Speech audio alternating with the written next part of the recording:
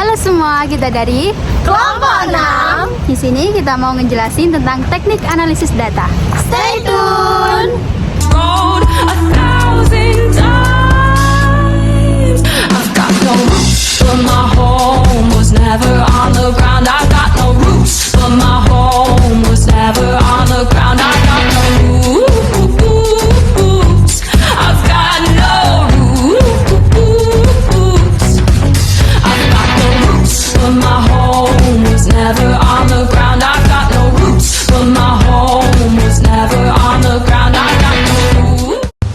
Kali ini aku akan menjelaskan tentang uji validitas. Nah, uji validitas adalah ketepatan suatu instrumen dalam pengukuran. Dalam pengujian instrumen pengumpulan data, validitas dibedakan menjadi dua, yaitu validitas faktor dan validitas item. Validitas faktor diukur bila item yang disusun menggunakan lebih dari satu faktor, yaitu antara faktor satu dengan yang lain ada kesamaan. Pengukuran validitas item dengan cara mengkorelasikan antara skor item dengan skor total item. Validitas item ditunjukkan dengan adanya korelasi atau dukungan terhadap item total atau skor total. Bila kita menggunakan lebih dari satu faktor, berarti pengujian validitas item dengan cara mengkorelasikan antara skor item dengan skor faktor. Kemudian dilanjutkan mengkorelasikan antara item dengan skor total item atau penjumlahan dari beberapa faktor. Nah, jadi uji validitas digunakan untuk mengukur sah atau valid tidaknya suatu kuesioner. Suatu kuesioner dikatakan valid jika pertanyaan pada kuesioner mampu untuk mengungkapkan sesuatu yang akan diukur oleh kuesioner tersebut. Uji validitas bertujuan untuk mengetahui item-item atau pertanyaan valid atau tidaknya yang diukur oleh kuesioner. Pengujian dilakukan dengan menggunakan perbandingan antara corrected item total correlation dengan koefisien korelasi yang ditentukan sebesar R0,6 butir kuesioner dikatakan valid jika corrected item total correlation lebih besar dari 0,60 dan sebaliknya jika corrected item total correlation lebih kecil dari 0,60 maka dikatakan butir pertanyaan tersebut tidak valid. Jenis validitas dibagi menjadi tiga. Yang pertama, validitas konten. Validitas ini mengacu pada ketepatan pengukuran berdasarkan isi konten instrumen yang digunakan. Validitas isi memastikan bahwa item-item skala yang digunakan sudah memenuhi keseluruhan isi konsep atau kesesuaian item. Berdasarkan dua jenis validitas konten yang umum, yaitu validitas logis dan juga validitas empiris. Yang pertama, validitas logis. Validitas logis dapat dicapai apabila instrumen disusun mengikuti ketentuan yang ada. Validitas logis tidak perlu diuji kondisinya, tetapi langsung diperoleh setelah instrumen tersebut selesai disusun. Untuk yang kedua, validitas empiris. Validitas ini dapat diperoleh melalui pengujian instrumen berdasarkan pengalaman. Validitas empiris tidak dapat diperoleh hanya dengan menyusun instrumen berdasarkan ketentuan, tetapi harus dibuktikan melalui pengalaman. Untuk penjelasan selanjutnya adalah validitas konstruksi. Dalam pengujian validitas ini, ada beberapa tahap yang perlu diperhatikan. Tahap ini mencakup penelitian terhadap susunan dan rekaan aspek kognitif, efektif, dan juga psikomotor dari konstruksi. Selain itu, validitas konstruksi juga melibatkan pengukuran otak manusia seperti kecerdasan, tingkat emosional, kemahiran, atau kemampuan. Dalam penelitian validitas ini juga dapat diuji dengan menggunakan berbagai jenis ujian validitas seperti validitas isi dan juga validitas konvergen. Uji validitas isi berfokus pada sejauh mana perangkat tes mencerminkan keseluruhan kemampuan yang ingin dicapai.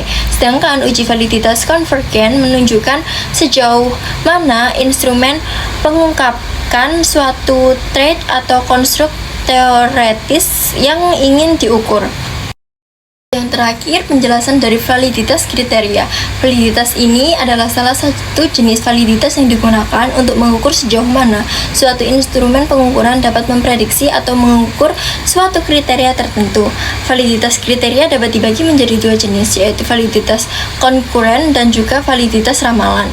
Untuk yang pertama, validitas konkuren adalah kemampuan suatu instrumen pengukuran untuk mengukur gejala tertentu pada saat sekarang kemudian dibandingkan dengan instrumen pengukuran lain dalam konstruksi yang sama. Dalam konstruksi konkuren kita membandingkan hasil pengukuran dari dua instrumen yang berbeda untuk melihat sejauh mana instrumen tersebut memiliki kemampuan dalam mengukur suatu konstruk tertentu pada saat yang sama. Untuk yang kedua, validitas ramalan adalah kemampuan suatu instrumen pengukuran untuk memprediksi dengan tepat apa yang akan terjadi di masa mendatang. Dalam validitas ramalan, kita menguji sejauh mana instrumen pengukuran saat ini dapat memprediksi hasil atau peristiwa di masa depan. Selanjutnya terdapat metode uji validitas yang terdiri dari 4 metode. Yang pertama, uji validitas isi, yaitu mengkaji kesesuaian antara butir pertanyaan dengan konsep yang ingin diukur. Yang kedua, terdapat uji validitas konvergen, yaitu membandingkan hasil pengukuran dengan konsep lain yang mengukur konsep yang sama. Yang ketiga, terdapat uji validitas diskriminan, yaitu membandingkan hasil pengukuran dengan instrumen lain yang mengukur konsep yang berbeda. Dan yang terakhir, terdapat uji validitas konstruk, yaitu melakukan analisis statistik untuk menguji struktur internal instrumen ukur. Dalam uji validitas, ada beberapa teknik ataupun rumus yang bisa digunakan. Misalnya, rumus validitas SPSS ketika Anda dalam pengujiannya menggunakan bantuan SPSS. Ada pula rumus validitas Excel yang harus diinput atau ditulis dengan baik atau teliti, karena menggunakan bantuan Microsoft Excel yang bersifat otomatis. Salah satu teknik yang sangat populer dalam rumus validitas yaitu teknik korelasi produk momen. Digagas oleh Pearson, maka tak jarang disebut juga dengan rumus Pearson. Rumus validitas dari teknik korelasi produk momen terbagi menjadi dua, yaitu korelasi produk momen menggunakan angka kasar. Yang kedua, korelasi produk momen menggunakan simpangan. Selanjutnya adalah rumus validitas dengan simpangan, yaitu RXY sama dengan sigma XY per akar kurung XY kuadrat dan kurung X sigma Y kuadrat. Selanjutnya adalah rumus validitas dengan angka kasar, yaitu RXY sama dengan N sigma XY dikurangi sigma X dan sigma Y per akar N sigma X kuadrat dikurangi sigma X kuadrat kurung N sigma Y kuadrat dikurangi sigma Y kuadrat. Selanjutnya adalah uji reliabilitas. Reliabilitas menunjukkan akurasi dan ketepatan dari pengukurannya yang berhubungan dengan akurasi dan konsistensi. Dikatakan reliable atau dapat diandalkan, pengukuran harus akurat dan konsisten sehingga jika dilakukan beberapa pengukuran terhadap objek yang sama, maka diperoleh hasil yang tidak berbeda. Dalam PLS terdapat dua metode yang dapat digunakan untuk menguji reliabilitas, yaitu Cronbach Alpha dan Composite Reliability. Suatu kuesioner dikatakan reliable atau handal jika jawaban seseorang terhadap pertanyaan adalah konsisten atau stabil dari waktu ke waktu. Selanjutnya, pertanyaan yang valid dari semua variabel tersebut dilakukan uji reliabilitas. Uji reliabilitas bertujuan untuk mengetahui tingkat kehandalan dari butir-butir pertanyaan yang valid. Selanjutnya, yaitu jenis reliabilitas dibagi menjadi 3. Yang pertama, reliabilitas uji ulang, yaitu untuk mengukur sejauh mana hasil pengukuran yang diperoleh dari suatu instrumen apakah masih tetap konsisten ketika digunakan pada subjek yang sama. Nah, tujuan dari reliabilitas pengujian ulang ini untuk memastikan bahwa instrumen pengukuran dapat menghasilkan hasil yang konsisten dan akurat dalam waktu yang berbeda. Cara mengukur reliabilitas uji ulang ini biasanya dilakukan dengan perhitungan koefisien korelasi antara skor hasil pengukuran yang pertama dan skor hasil pengukuran yang kedua. Yang kedua yaitu reliabilitas internal, yaitu untuk mengukur sejauh mana item-item dalam suatu instrumen pengukuran konsistensi dalam mengukur konsep yang sama. Metode yang umum digunakan untuk mengukur reliabilitas internal ini adalah metode split half reliabilitas, yang dimana 2,5 bagian tes yang berisi item-item yang seharusnya mengukur konsep yang sama dihitung korelasinya. Koefisien alpha Cronbach adalah koefisien reliabilitas internal yang umum digunakan. Dan yang ketiga yaitu reliabilitas antar penilai. yaitu untuk mengukur sejauh mana dua atau lebih penilai yang memiliki kesepakatan dalam menilai suatu individu. Nah, metode umum yang digunakan untuk mengukur reliabilitas antar penilai ini dengan menggunakan koefisien korelasi interkelas dan koefisien kappa. Nah, tujuan dari reliabilitas antar penilai ini untuk memastikan bahwa berbagai penilai yang digunakan untuk mengukur konsep yang sama dapat menghasilkan hasil yang sebanding dan konsisten. Nah, selanjutnya ada beberapa rumus yang biasa digunakan dalam uji reliabilitas, antara lain rumus yang pertama Cronbach-Alpha.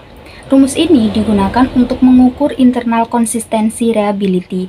Rumusnya adalah A sama dengan N per N-1 dikali -1 dikurangi sigma SD kuadrat per T.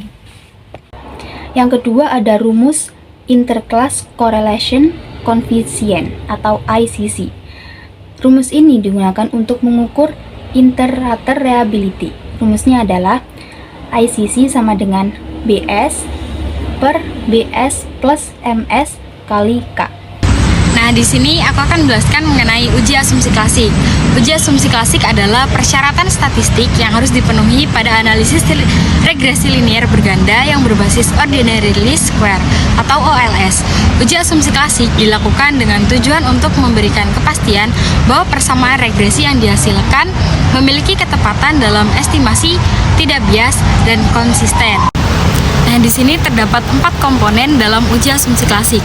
Yang pertama yaitu uji normalitas. Tujuan dari uji ini adalah untuk mengetahui apakah masing-masing variabel berdistribusi normal atau tidak. Model regresi yang baik memiliki nilai residual yang terdistribusi normal.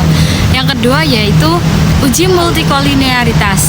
Uji ini mengecek apakah terdapat korelasi yang signifikan antara variabel independen. Jika terdapat korelasi yang signifikan, maka model regresi berganda tidak dapat digunakan karena variabel independen tidak independen. Yang ketiga yaitu uji heteroskedastisitas. Uji ini mengecek apakah variasi residual terdistribusi secara konstan. Jika tidak, maka model regresi berganda tidak dapat digunakan karena variasi residual tidak konstan. Dan yang terakhir yaitu uji autokorelasi. Uji ini mengecek apakah terdapat korelasi yang signifikan antara residual dengan nilai prediksi. Jika terdapat korelasi yang signifikan, maka model regresi berganda tidak dapat digunakan karena autokorelasi. Itulah tadi pemaparan materi dari kelompok 6.